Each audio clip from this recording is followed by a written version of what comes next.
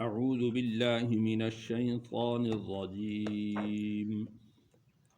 بسم الله الرحمن الرحیم وَإِذْ قَالَ اور جب کہا لقمان علیہ السلام نے لبنہ اپنے بیٹے سے وَهُوَ يَعِظُهُ اور وہ اس کو نصیحت کر رہے تھے، واعظ کر رہے تھے، یا بنیا اے میرے بیٹے، لا تشرک تو شریک نہ ٹھہرا باللہ اللہ کے ساتھ، ان الشرک بے شک شرک لظلم عظیم البتہ بہت بڑی بے انصافی ہے۔ تو جس طرح کہ میں نے عرض کیا تھا کہ لقمان علیہ السلام کے بارے میں یہ بات تو یقینی ہے کہ وہ پیغمبر نہیں تھے، لیکن اللہ کے برگزیدہ بندے تھے، متقی اور پرہیزگار تھے، توحید پرست تھے، اور اللہ تعالیٰ نے ان کو حکمت اور دانائی عطا فرمائی تھی، اور ان کی حکمت اور دانائی کی باتیں، ان کے اقوال مختلف کتابوں میں موجود ہیں۔ تو لقمان علیہ السلام اپنے بیٹے کو نصیحت کر رہے تھے کہ یا بنی لا تشرک باللہ،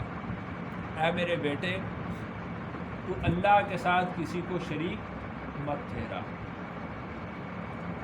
اس بارے میں کوئی تحقیق نہیں ہے کہ لقمان علیہ السلام کا بیٹا وہ مشرک تھا تو اس کو شرک سے بچا رہے تھے، یا وہ بھی باپ کے راستے پر تھا، موحد تھا، توحید پرست تھا، اور اس کو ثابت قدم رکھنے کے لیے نصیحت کر رہے تھے کہ بیٹا جس طرح اب تک تو توحید پر قائم رہا ہے تو کبھی بھی شرک کے راستے پر نہ چلنا، یعنی موحد ہو، توحید پرست ہو، اور اس کو توحید پر قائم رکھنے کے لیے اس کو نصیحت کر رہے ہیں۔ یعنی جس طرح باپ کو اپنی اولاد سے، اپنے بیٹے سے خدشات ہوتے ہیں تو ان خدشات سے بچانے کے لیے بھی وہ اس کو نصیحت کر رہے ہوں کہ اے میرے بیٹے اللہ کے ساتھ کسی کو شریک مت ٹھہرا۔ ان الشرک لظلم عظیم، بے شک شرک بہت بڑی بے انصافی ہے، بہت بڑا ظلم ہے کہ انسان کو اللہ تعالیٰ نے اشرف المخلوقات پیدا کیا ہے، اور یہ اللہ کے علاوہ جب بھی کسی چیز کے سامنے جھکے گا تو وہ مخلوق ہوگی اور اس سے کم تر درجے کی ہوگی۔ اللہ تعالیٰ خالق ہے، ہر چیز کے خالق ہے، اللہ کے علاوہ کائنات کی ہر چیز مخلوق ہے، انسان بھی مخلوق ہے، لیکن تمام تر مخلوقات میں سے سب سے افضل اللہ تعالیٰ نے انسان کو بنایا ہے، تو انسان اشرف المخلوقات ہوا۔ جب یہ اللہ کو چھوڑ کر کسی اور کے سامنے جھکے گا تو یہ اشرف المخلوقات ہونے کے بعد اپنے سے کم تر درجے کی چیز کے سامنے جھکے گا۔ اس سے بڑی ناانصافی کی چیز اور کیا ہو سکتی ہے کہ ایک سب سے اچھا ہو، سب سے بہتر ہو، سب سے افضل ہو، جس کو اللہ تعالیٰ نے اپنی خلافت اور نیابت سے نوازا ہو، وہ اللہ کو چھوڑ کر اپنے سے کم تر چیزوں کے سامنے جھکتا پھرے، وہ درختوں کے سامنے جھکے، وہ دریاؤں کے سامنے جھکے، وہ سورج کے سامنے جھکے، وہ ستاروں کے سامنے جھکے، حتیٰ کہ وہ اپنے جیسوں کے سامنے جھکے، تو یہ انسان کی تذلیل ہے، انسان کی اس میں توہین۔ وَوَصَّيْنَا الْإِنسَانَ، اور ہم نے وصیت کی ہے انسان کو بوالدیہ اس کے والدین کے ساتھ، یعنی ہم نے یہ حکم دے رکھا ہے انسان کو اپنے والدین کے ساتھ کہ وہ اپنے والدین کے ساتھ حسن سلوک سے پیش آئے۔ حملتہ امہ، پیٹ میں اٹھایا اس کو اس کی ماں نے، وہنن علی وہن، کمزوریوں پر کمزوری، یعنی مشقتوں پر مشقتیں برداشت کرتے ہوئے،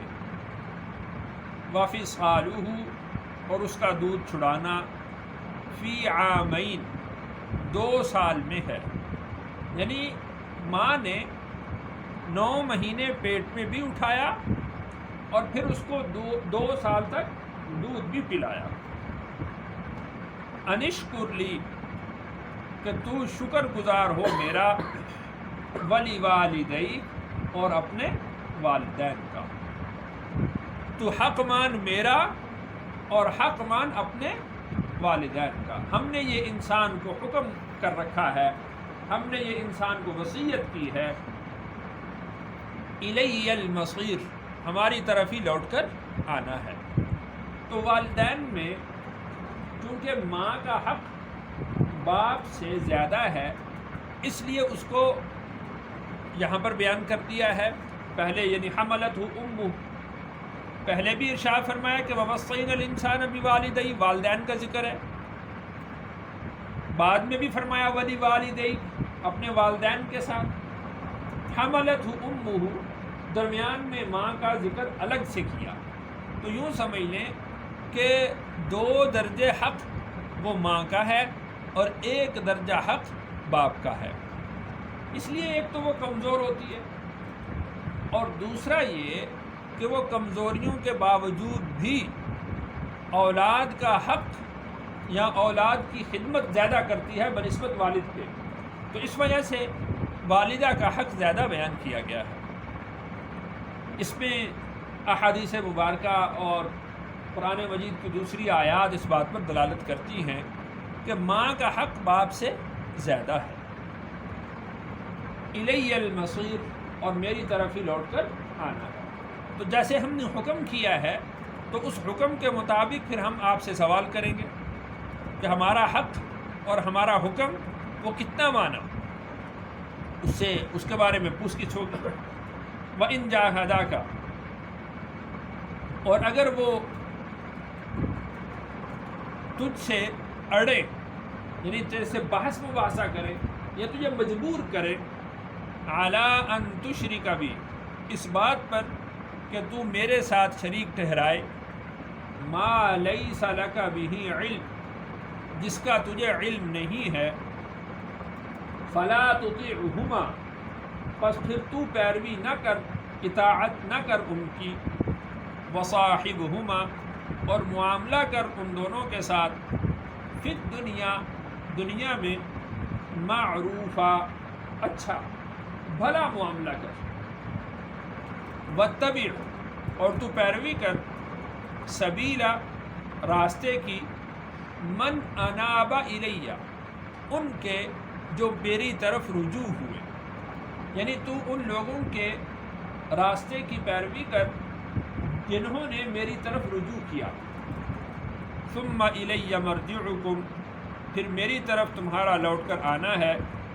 فأنبئکم، پھر میں تمہیں خبردار کر دوں گا، بما کنتم تعملون، جو کام تم کرتے رہے۔ تو وَإِن جَاهَدَاكَ عَلَىٰ أَن تُشْرِكَ بِي مَا لَيْسَ لَكَ بِهِ عِلْمٌ فَلَا تُطِعْهُمَا،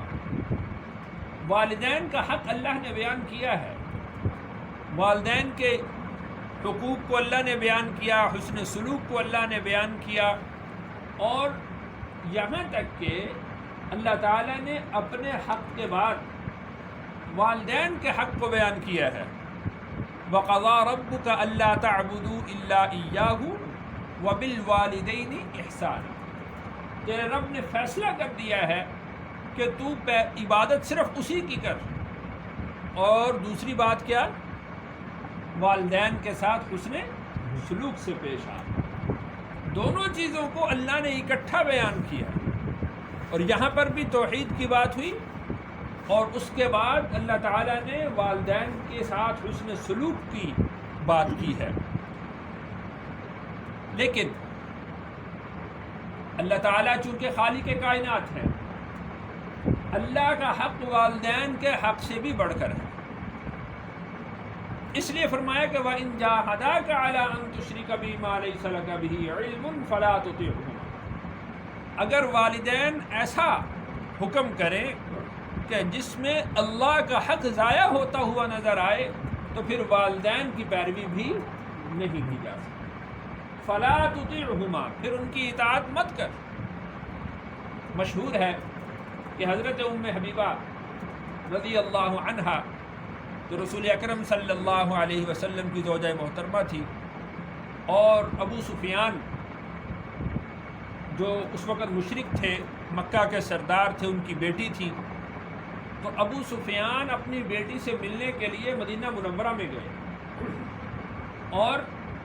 جب رسول اللہ صلی اللہ علیہ وسلم کے گھر میں گئے، یعنی حضرت ام حبیبہ کے گھر میں گئے، تو حضرت ام حبیبہ نے رسول اللہ صلی اللہ علیہ وسلم کا بستر لپیٹ دیا۔ کیا کہا کہ یہ رسول اللہ کا بستر ہے اور اس پر کوئی مشرک نہیں بیٹھ سکتا۔ اسی طریقے سے ایک روایت میں آتا ہے کہ حضرت اسماء جو حضرت ابوبکر صدیق رضی اللہ عنہ کی بڑی بیٹی تھی، حضرت عائشہ کی بڑی بہن تھی، ان کی والدہ مشرکہ تھی، ابھی تک ایمان والی نہیں تھی۔ وہ ملنے کے لیے گئی تو انہوں نے اس سے ملنے سے انکار کر دیا کہ تو مشرکہ ہے، ہمارا تیرا کوئی تعلق نہیں۔ پھر رسول اللہ صلی اللہ علیہ وسلم کو اطلاع ہوئی تو آپ نے ارشاد فرمایا کہ والدین کے ساتھ تجھے حسن سلوک سے پیش آنا چاہیے، اگرچہ وہ مشرکہ ہیں لیکن تیری ماں بھی ہے۔ شرک کی وجہ سے ان کے یعنی شرک والے جو ان کا حکم ہے اس کی پیروی نہ کر، اس کی اطاعت نہ کر۔ ہاں البتہ وصاحبہما فی الدنیا معروفا، دنیا کے جو معاملات ہیں ان میں ان کے ساتھ اچھے سلوک سے پیش آؤ۔ مثال کے طور پر اگر کوئی شخص ہے، اس کا والد مشرک ہے، اب وہ اپنے بیٹے کو مجبور کرتا ہے شرک پر، تو وہ شرک نہیں کرے گا، وہ اس کی بات نہیں مانے گا، لیکن بالفرض اگر والد بیمار ہو جاتا ہے تو بیٹے کے اوپر فرض ہے کہ وہ اس کی دوا دارو کرے، اس کی تیمارداری کرے، وہ اس سے کھانے کا مطالبہ کرتا ہے، پینے کا مطالبہ کرتا ہے، یہ اس پر فرض ہے کہ وہ اس کی اطاعت کرے، اس کی ضروریات کو پورا کرے، سردی گرمی کا خیال کرے۔ یعنی یہ نہیں کہہ سکتا کہ یہ تو مشرک ہے لہذا میرے اوپر اس کی اطاعت اور پیروی بھی لازم نہیں، یہ درست نہیں ہے، بلکہ وصاحبہما فی الدنیا معروف۔ جو دنیا کے معاملات ہیں، دنیا کے معاملات میں اولاد پر لازم ہے کہ وہ اپنے والدین کی اطاعت اور فرما برداری کرے، اگرچہ وہ مشرک ہوں۔ تو یہاں تک اللہ تعالیٰ نے والدین کے حق کو بیان کیا ہے، اور پھر ارشاد فرمایا کہ واتبع سبیل من اناب الی، آپ پیروی کریں اس شخص کے راستے کی جو میری طرف رجوع ہوا۔ تو یہاں سے ایک بات تو یہ سمجھ لگتی ہے کہ انبیاء، صلحاء، علماء، متقین لوگوں کے راستے کی پیروی کا اللہ نے حکم دیا ہے کہ جو شخص اللہ کی طرف رجوع ہوا ہے، جس نے اپنا تعلق اللہ کے ساتھ قائم کیا ہے، اس کے راستے کی پیروی کا حکم دیا جا رہا ہے۔ تو لہٰذا ان لوگوں کا دعویٰ جو یہ کہتے ہیں کہ ہم نے تو کلمہ محمد الرسول اللہ کا پڑھا ہے، صحابہ کا کلمہ نہیں پڑھا، ہم نے جو ہے وہ اماموں کا کلمہ نہیں پڑھا، لہٰذا ہم ان کی بات کیوں مانیں، تو یہ ان کا دعویٰ دھرے کا دھرا رہ جاتا ہے، یہ بات ان کی غلط ثابت ہو جاتی ہے۔ اللہ تعالیٰ یوں کہہ دیتے کہ واتبع سبیل الانبیاء، کہ آپ انبیاء کے راستے پر چلیں، تو آسان سی بات تھی۔ تو اللہ نے ارشاد فرمایا کہ واتبع سبیل من اناب الی، آپ پیروی کریں اس کے راستے کی جو میری طرف رجوع ہوا، اور انبیاء، صلحاء، صدیقین، شہداء، ان چار کا تو اللہ نے قرآن میں ذکر کیا ہے۔ تو لہذا یہ جو دعویٰ کیا جاتا ہے تو یہ درست نہیں ہے، اور پھر اس میں جو غلطی کی جاتی ہے وہ یہ ہے تو مشرک بھی کہتے تھے کہ باپ دادا کی پیروی کریں گے، تم بھی بزرگوں کی پیروی کرتے ہو، تم بھی بزرگوں کا نام لیتے ہو۔